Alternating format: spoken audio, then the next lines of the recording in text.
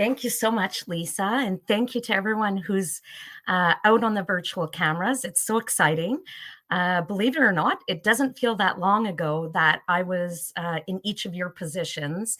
And, in some ways, I have to say I'm a little bit embarrassed because I visited the Hockey Hall of Fame. I've visited sites on other kind of Hall of Fames, but I didn't know much about in my own field in the Medical Hall of Fame. So it truly is an honor to be here and share with you a little bit about my story that hopefully can inspire in some ways possibilities, because that's what life's about. So I don't know about you, but I've recalled being asked many a times, what do you want to do when you're going to be older? Who do you want to be? What do you want to study? What kind of career are you going to pick?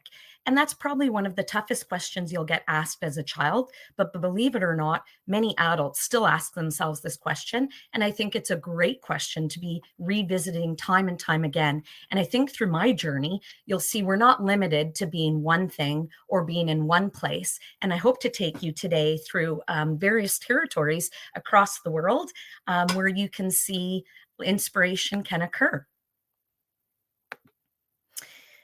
So if you haven't read Dr. Seuss's books, probably in school you have. Back in my days of formation, certainly Dr. Seuss was there on family evenings, and Oh, the Places You'll Go was certainly an inspiring book. It really celebrates the journey of life, reminds you of all the ups and downs and the endless possibilities that await. And I'm hoping to share with you that the fact that a girl from a small northern community can in fact share that type of story as well. So here you can see my home community in northern Manitoba, but let's take a little bit of a closer look on that. So one of the driving forces for me in my days was really, not to be something in particular, but really deep down, I knew that I wanted to help.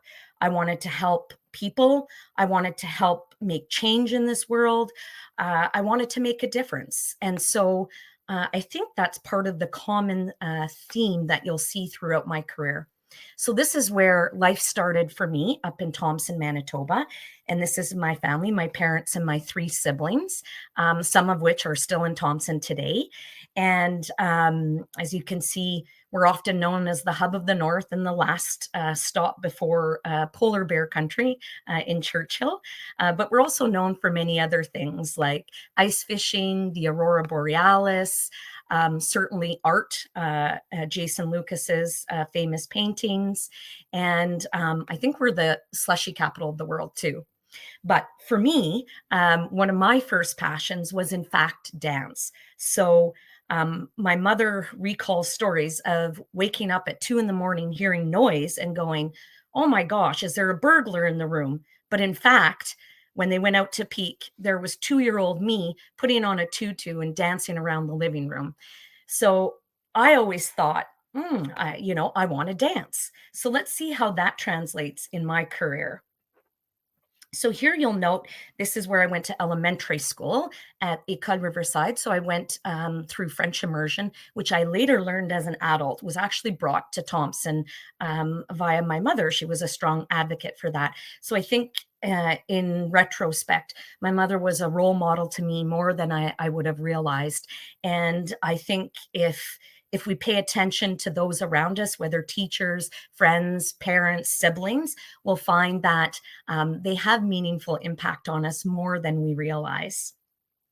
So here are some pictures, and this was me in, I think, grade 4, where we had science fairs, and I was doing mini computers. I'm pretty proud of that science fair project.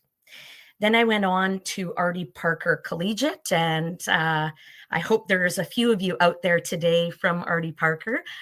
This is when I last visited 2 years ago with my nieces who were performing in their dance recital. But I spent many years doing sports, music, band, dance, pretty much everything on top of all my studies. And I worked hard. I finished grade 12 math in grade 9, and I received the Governor's General Award. And I had my sights high on, moving forward in life and venturing out into the vast world. And in fact, I did. My next step and next move out of high school actually brought me across seas into Europe, and I did a Rotary exchange in Toulouse, France. So, if people are not familiar with Toulouse, it's a southern community in France, and it's called La Ville en Rose. So, La Ville en Rose means the city of pink, and that's because of the architecture and the brick that actually glows a pink color, particularly in the dawning time. So, it's a beautiful city. It also, I allowed to further my education and continue in French in Toulouse, and also explore my love for travel. So it had a lot of important lessons for me. It also allowed me to branch off from my family, because this was the first time for a solid year I was unable to see my family. This is a time we only had telephone, and it was very expensive to call across seas. So I really was independent from the whole year. And I think that allowed for a lot of growth and a lot of learning. After that year, I ventured back, but I moved back, in fact, to Winnipeg this time. So now I was ready to start my studies, and I started with a Bachelor of Science at the Collège Universitaire de Saint-Boniface. So that's the French college portion that does association with the University of Manitoba. And this was me visiting a couple years ago, that small little icon on there, but it's very memorable to come back. And I remember long days in the zoology lab, in organic chem, in biochemistry, and I had actually condensed a 4-year program into 3 years because I love to push myself. So that's a common theme that you'll see throughout. I then wasn't sure what was going to be the next step, but I had taken an elective in sports medicine, given my passion for sports and dance. And then I was introduced to the human nutritional sciences. And I thought, this would be a valuable sector to learn about, regardless where I go in life, that will help me, help others, and also kind of on a personal level. So then I pursued a human nutritional sciences degree, which is another Bachelor of Science. And all the while doing all of this, I still managed to maintain some of my first passions and loves. So here you'll see I auditioned, and was on the Winnipeg Blue Lightning team. So they're the cheer squad for the Winnipeg Blue Bombers. I also had the lovely opportunity to not only perform in the Pan Am 1999 games, but I also helped choreograph the opening and closing ceremonies. So that, I think, is a memorable lifetime moment that I can't express how lovely that is. So there was a little bit of, here you can see I'm there, I'm right there, and here's my team. So that was super, super exciting. And for a moment I thought, maybe I just want to continue dance. So I did some musical productions. I performed on different avenues, but I also knew studies were very, very important, and I had to continue that. So having completed my human nutritional sciences, I wanted to finish that off, and I ventured over into the Ottawa-Gatineau area to complete a registered dietetic internship. And I was actually the first pilot of the National Bilingual Program. So there was none existent until me. So I was the guinea pig, and I did it in Gatineau and Ottawa. So it was through Ottawa, but they afforded the opportunity to allow me to do some of those studies with the French community on the Gatineau side, but also in Ottawa. And it was successful, and they do take placements subsequent to that based on the experience with that. But that allowed me then the opportunity to sit my national exam and become a registered dietitian. But while I was doing my dietetic rotation, I kind of thought to myself, I love helping people, and I think, nutrition and food are really important, but I want to help people in more than just that one aspect. And as I sat at the table with other health professionals, physiotherapists, occupational therapists, physicians, nurses, I thought I wanted to explore that a little bit further. And so I decided to go into medicine, and I applied. And believe it or not, I finished my dietetic internship on a Sunday, and I started med school on the Monday. And then I wrote my dietetic exam while I was in med school, writing my medicine exams. So if you work hard, you can do it. Nothing can stop you but you. And all is possible. I would have never thought I could achieve some of these things, but I just put my head down, and I plumaged through, and it seemed like the right thing for me at that moment. So here I started my med studies at the Université d'Ottawa in the French program again.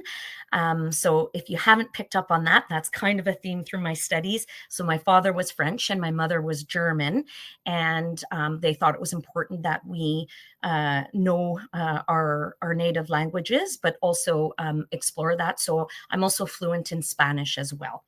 But I did my medical studies, and I worked hard, also continuing to do, dance and sports. I think some of my classmates in medicine said, I think, Jeanette, you go to the gym more than you study. So for me, that was really important. That helps with focus. It helps with attention. It helps with drive, and it helps our overall health. And so that's something actually in truth that I find a struggle of attending now. So I encourage you to keep that investment in yourself and your health through your journey as well. And as I went through med school, I wasn't sure exactly where I wanted to go in terms of a specialty. So I, thought back, and my mother reminded me that some of my colleagues had said in elementary school, essentially, that I had kind of always wanted to be a pediatrician because I loved kids. So I was debating on that. And then sadly, as I was going through CARMS, which is our residency matching system for the world of medicine in Canada, my father had a heart attack. And that kind of reminded me that, having the skills of a dietitian and some of my other passions, that maybe family medicine would be better suited to allow me that ability to support people in all aspects and not only children, even though in family medicine, I could still see children. So I opted to move forward with the family medicine residency. So here you can see a lot of time in books, a lot of time in dance. Here I was performing with a dance troupe. And lo and behold, graduation came from medicine, and it's such a responsibility and overwhelming. My actual and true thoughts at that moment were, oh my gosh, this is a big responsibility. I don't know if I'm prepared. Take my degree back, take it back. But, I buckled down, even though, the nerves are there and sometimes the self-doubt creeps in. And I said, I'm going to move forward and continue with my residency. And residency moved me back from Ottawa back into Manitoba. And I can say that if you haven't been exposed to someone in medicine, residency is really a time of blur. You lose track because you go 36 hours plus in hospitals, on call, doing your due diligence to learn as much as you can, to soak in as much as you can from other residents and more senior physicians. And it's really the biggest time of growth that you'll ever experience. And so you pretty much live in scrubs, and you lose a little bit of the opportunity to get out there and do some of your passions, but it's temporary. So soon that time passed, and here I was at graduation from residency, and here are some of my colleagues that went through the family medicine rotations with myself. And that was a pretty proud moment and accomplishment to have gotten through all of that. And then the next big decision for me was where to go next.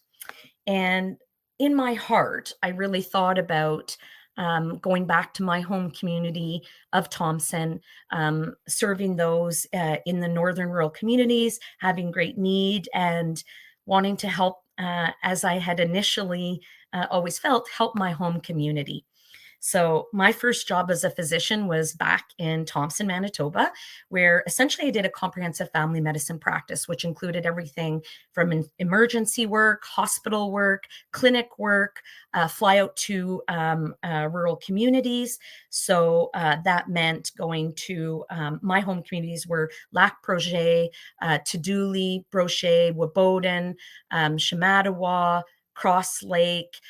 So I had the opportunity to explore much more of the North than just Thompson. So that true sense of hub of the North was there in my role of a physician. It was also very, very interesting treating, teachers who had taught me in elementary school and high school, teaching or treating my parents and families, friends and coworkers. And I have to say, it's quite an honor and the respect that I have for people who are prepared to share that with someone that they grew up with is not always easy for confidentiality reasons and whatnot. But to me, it reminded me the honor and respect that I have and hold as a physician, and that duty and responsibility to help those around me. In all of this, I still ventured out and had some fun with the community. So here are some competitions up north, dog sledding, ski racing. And as I mentioned, I always love kids. So all my family or friends' kids would often join. And even in the clinic, I tended to collect kids around me. So part of that time while I was in my first step of my career, unfortunately, there was an incident where the local dance teacher fell ill due to, in fact, addictions. And so the community had approached me and said, can you take on teaching the dance school through competition and recital to the end of the year? So here I was as a new physician wanting to help the community on this. So I took on that duty and took on that extra responsibility and successfully got the children through the end of that year so that they could perform the last of their dance recitals and competition. But as that example with the dancing, but also when no matter what community I was in or regardless of what setting, be it, the hospital, clinic, or emergency, what I was finding was addiction was prevalent and occurring more and more and presenting itself in all of these aspects. And I kind of felt ill-equipped because the stigma around addiction is substantial.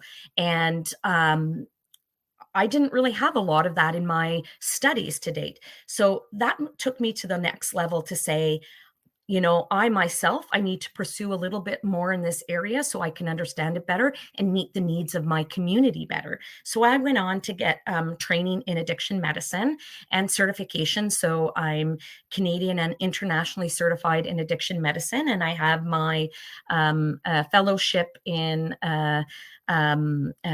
the Canadian Family Physician College and the subspecialty of addiction medicine. And I, in fact, started an opiate use disorder clinic up in Thompson, which was the first one. And it really struck the need that was there. And believe it or not, once that had started, people started reaching out even on a new level. So I recall one day being out for dinner and at a restaurant, and a girl who had went to school with me came up to me at the table and said, Jeanette, sorry to bother you, but I really need your help. And I'm struggling with opioids. So that really reminded me the compassion for this and the importance around addiction, which was really not known to me prior to me coming into that field. So I knew this was something very important. And this is where addiction now came into my journey, and you'll see follows me through in fact the rest of my journey. And so Not only starting the clinic, I also began to take on a lot more in terms of leadership and recognizing that, there's a lot of issues in our system around addictions with stigma, but also a lot of politics, and a lot of politics in health. So I decided to also further some of my education studies in leadership. So I went on to also take what is the Canadian Certified Physician Executive training and certification, and was successful in that. And that is helpful to help navigate the system and support others. And that became quite important in the rest of my kind of career for multiple reasons, because to make that change that I wanted to, I needed to have some of these skills, or at least the start of those, to help build towards that. So now, with some of this on my plate, that brought me back down to Winnipeg, where I took on some key leadership roles. One was the Director of Mentorship of Clinical Enhancement for international medical graduates. So having worked up north in Thompson, Manitoba, sadly, I would say not a lot of physicians want to work in rural communities. It's more glorious to work in Toronto or Winnipeg. And so I was pretty much the only homegrown back up north. And I worked a lot with international medical graduates, and I realized that their journeys were quite challenging, coming from different, countries with different languages, maybe separated from their families. And so I decided to help lead and guide, given the fact that many of them turned to me in Thompson for help and assistance and guidance. So I took on this leadership role to help mentor and support them as they integrate within Manitoba. And so this is a position held within the University of Manitoba at the Rady Faculty of Health Sciences. Simultaneously at this time, I was continuing my addiction work, but I was starting to see a lot of these system challenges that many of my colleagues were facing, and people were presenting to me for assistance. So while we had a lot of fun and we did a lot of education, so here's myself and one of my mentors, Dr. Morag Fisher, as we were co-presenting on a substance use disorder topic. And then here's some of the team that was one of the core delivery of opiate use disorder treatment within Manitoba. But I kept getting my colleagues reaching out to me saying, we think you should be our medical director.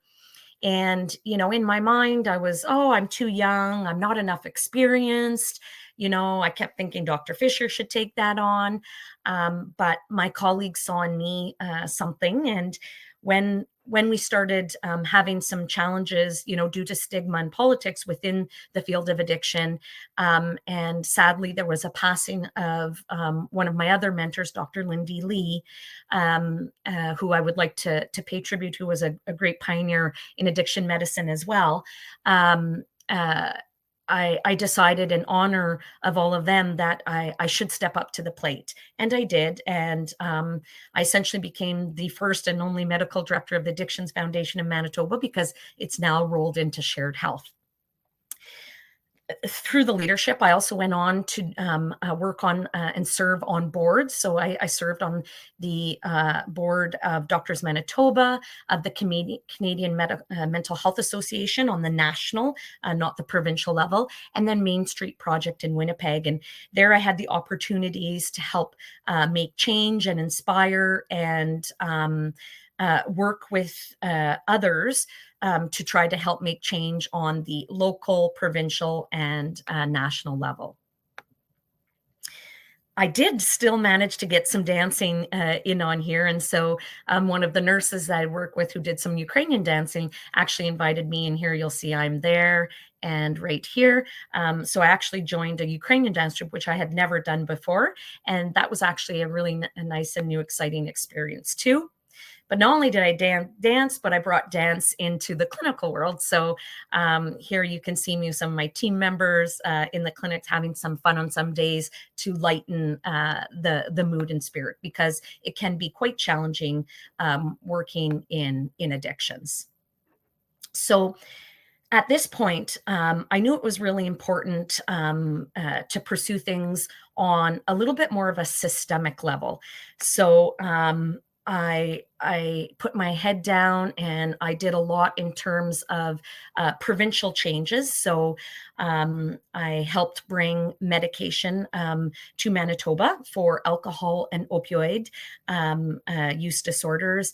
I developed some training modules for all healthcare providers. I helped delivered that throughout the years to physicians, nurse practitioners, pharmacists, counselors, nurses, and that was quite important and impactful given the opioid crisis that we were experiencing. I started also having a lot of reach out from media around kind of what was happening in terms of this crisis and how to respond to things. And so here you'll see some of these endeavors.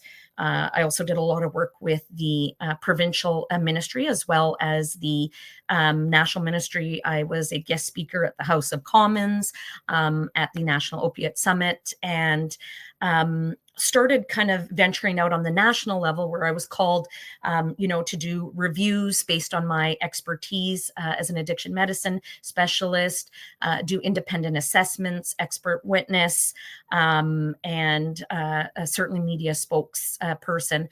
But I also did some other volunteering and fundraising. So this is me trying to fundraise for the stars. So that was, in fact, a challenge that does happen every year. We go into that, it's called the Island Challenge, and we have to fundraise $50,000 each towards the stars, which is the air rescue services in Manitoba and Saskatchewan and Alberta, but ours is primarily for Manitoba. So did quite a few of this, and then expanded to help provide kind of guideline development. So I sat on the committee for our Canadian national guidelines for both alcohol and opioids during the time of COVID. I worked with CRISM to help develop guidelines for the challenges in dealing with substance use during COVID. And again, did a lot of national presenting and speaking and responding to some of these issues around the crisis. I also had the opportunity to set up the 6 RAM clinics that are in Manitoba, and also help instrumentally be distributing the take-home naloxone kits throughout Manitoba. So pretty proud to have been part of some very pivotal, important elements within the world of addiction medicine. And, when COVID hit, there was that one momentary thought where I went, maybe my life will slow down. And that was pretty short-lived, because within the span of a minute, that thought quickly transpired into multiple calls saying, what do we do? We have potentially people with COVID who, challenges with homelessness, challenges with isolating, and they're struggling with their substance use. So to me, the pandemic was really a triple pandemic. It was one of COVID-19, it was one of substance use, and one of mental health. And so that kept me quite busy, and also led to recognition elsewhere. And I was subsequently recruited at Waypoint, where I'm also supporting now as the medical director of concurrent disorders, to help bring the addictions expertise into the region of the Georgian Bay in Ontario. And quickly, because of my passion as I've worked within the region with Indigenous communities coming from a northern rural community, I'm also helping to support local Indigenous communities within the Georgian Bay area as well. And again, whether it be in Manitoba within Ontario, my heart still follows me and guides me in some of that work that I do. And so, I'm happy and proud to say that I'm continuing every day to pursue not only my own development and my own continuing medical improvement, but also within the communities around me in how that they need. So currently, as I mentioned, I'm holding dual licensure and supporting both Manitoba and Ontario, and still doing my national work as well. So a big plate where I would have never expected to be when I look back to when I first started in Thompson, Manitoba. But I hope through today's session and in my work in every day in teaching medical students, residents, and other physicians that I can inspire people to move forward with their dreams, but also take some of those hard and uncharted territories where there might be challenges, there might be stigma, there might be politics, but in the end, you can help change a life every single day. And that's what keeps us motivated. And here is me with my niece, hoping that I can inspire the new generation to move forward, as hopefully all of you on today's session. And so with that, I thank you very much for your attention today, and I'm open to questions. I'm not sure if we have time on the session today, but we can also reach out to me after the session as well. And I wish everyone the best of luck, and know that deep down you can do it. So thank you. Wow.